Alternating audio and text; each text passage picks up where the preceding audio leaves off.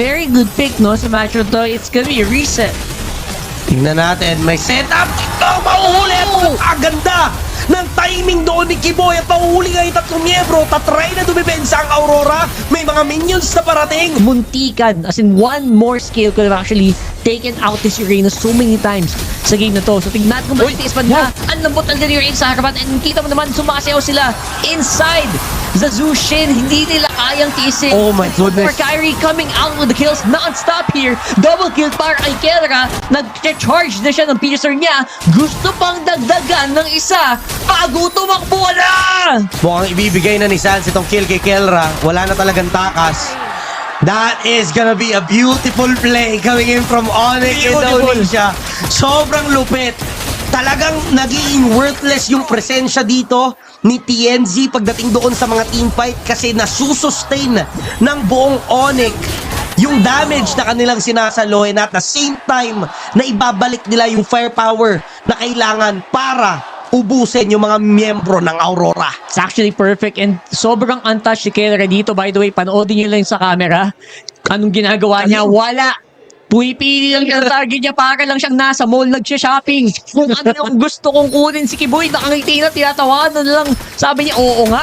Si Kelra parang the golden boy. Sobrang lupit ng execution ng Onyx. Sobrang linis na nila maglaro ngayon. Kyrie with a 104 KDA. Makikita mo talagang team player si Kyrie. Sobrang team player niya dito. Objective, panggugulo. 80 stocks. Pag kailangan siya, nandyan. And yung 80 stocks na yan, nakakatakot yan, boss. Atras na lang talaga kayo pag nakita nyong within range kayo niyan. Kasi pag pinitik kayo, tinamaan ng ligaw na bala. Ayun, umaaray yung parang hindi na inap yung hilo. Hindi na inap yung huli. Hindi siya mapudo.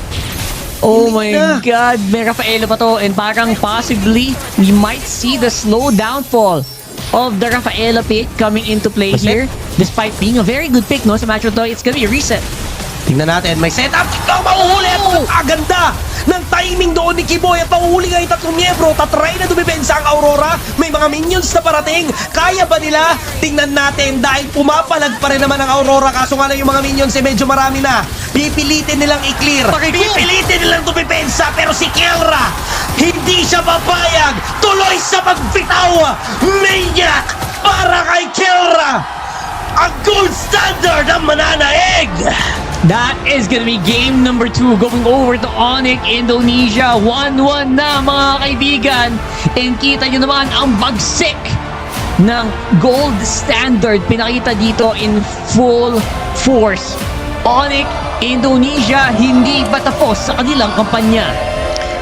Oh my goodness, Kelra. Grabe yung laro. Perfect game! A perfect game para sa Granger ni Kelra.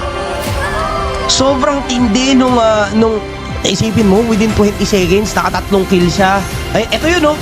Pagkatapos niyang i-solo kill si Siggy Boom, sumunod ng dalawa, at pagkatapos nun, wala na. Hindi na mapigilan na Rockart.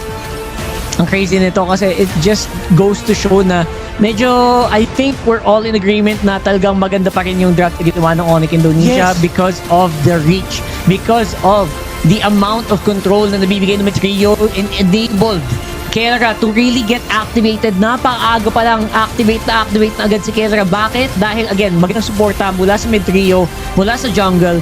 Sinubukan naman ng Aurora Gaming na pigilan siya. Sinubukan nilang iga, kaya nga sila namigay ng kills kasi they tried to actually gank or shut down the Granger. Pero hindi din yun nangyari, and nung tumagal, I would say na Onyx Indonesia feels like talagang nag-aantay lang sila ng perfect mode bago sila maghasik ng lagim. Sobrang naging evident yung presensya ni Kelra at Kyrie na